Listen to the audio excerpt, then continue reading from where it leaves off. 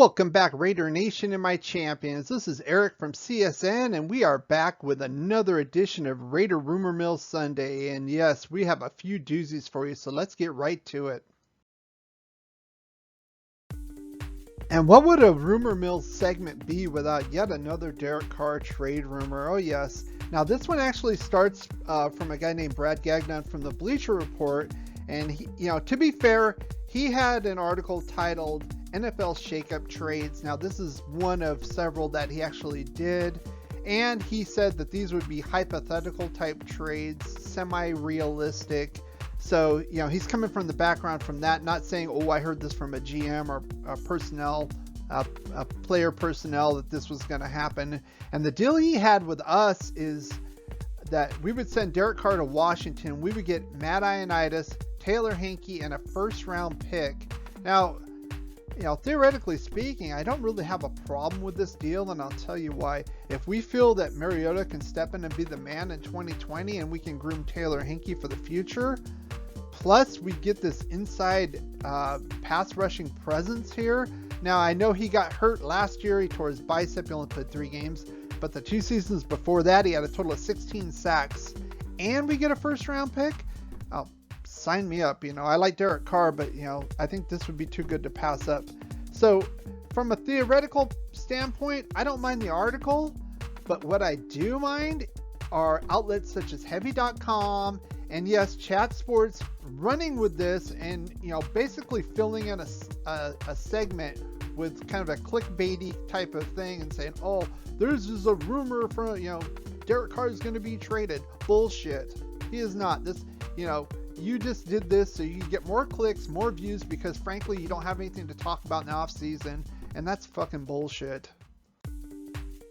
Next, I want to go over some of the offensive line projections for this season from some of the major sports outlets. And the first one I want to talk about is from ESPN. Now, this is originally an article from Raider Wire from Marcus Mosher. Now, he is talking about an article from ESPN. Now, this is an ESPN Plus article, and you know how I feel about that. But to just get the quote that's important, as ESPN has us going from ranked 10th to 20th, and they say the dismantling of the Raiders' offensive line still seems questionable, and our projections expect a significant step back in 2021. Vegas ranked 10th in pass blocking last season, despite only getting 2 games from Incognito, who ranked 3rd among guards in 2019. Now, I kind of agree with this. 20th is okay. I'm thinking middle of the road, which would be 16th, so that's not so egregious. I would disagree with the initial ranking at 10th last year. I think we were getting a lot more credit than we deserved based on name recognition. Gabe Jackson, Rodney Hudson, Trent Brown. All those guys either regressed, and in Trent Brown's case, didn't even really play much. So I think 20th is okay. It's going to be a young offensive line. It's going to be understood. They're going to have a little bit of growing pains. But I think it was the best move to make, especially since the bigger names were declining. The next article I want to talk about is from Pro Football Focus that ranks the top 32 starting centers. And it has Andre James as 32nd, dead last in the league. Ironically, it has Rodney Hudson, our former center, as number 1. Now, yeah, this feels like and sounds like a typical Raider hit piece, to be honest with you. Not to say Andre James is going to be the best center, but he's definitely not dead last. They talked a lot of smack about basically the Raiders kind of overpaying him, making him a top 20 center by pay.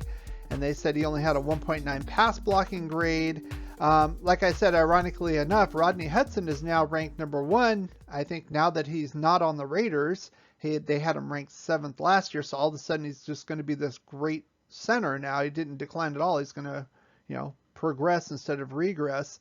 And the thing that really pissed me off about the article is the 31st ranked player, which was Lloyd Cushenberry. And I've talked about him, a center, second-year center now from Denver.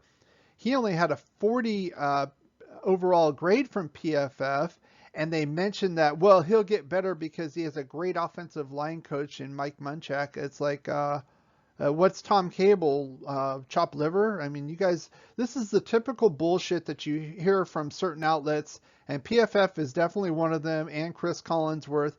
They're anti-Raider, and this just definitely shows it.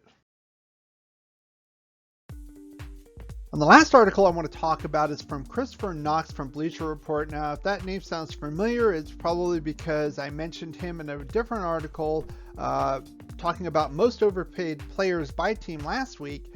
This week he came out with an article as far as secret weapons for each team. And the player that he mentioned as our secret weapon is none other than Bryan Edwards. Now, this is a guy I've been kind of touting for a while now. I think he could very well end up as our wide receiver 1 over Henry Ruggs. I think he's very talented overall. I think he can do everything pretty well. Now, I would say Ruggs is faster, obviously, but this guy can make the good catches, not only move the chains, but he has a little bit of speed as well. The big thing I like about him is the yards after catch, and he led the Raiders receivers in that, and I think he had the job. They mentioned that he had the starting job last season in training camp, and then he got an ankle injury. He never really got back on track. We didn't see a whole lot of him. He only got about half the playing time that Ruggs did. And I'm looking for bigger and better things, not only from Ruggs, but definitely from Bryan Edwards. Don't be surprised if this guy comes out and starts balling this year. If you did enjoy this video, why not give it a thumbs up, like, share, and subscribe. If you have any comments, put them in the section below. I read every single comment and I respond to just about every single comment as well. If you want to catch up to our 31 and 31 series this month, I'll put the links right on the screen that you can click right now. Thanks for watching and supporting this channel, and as always, go Raiders.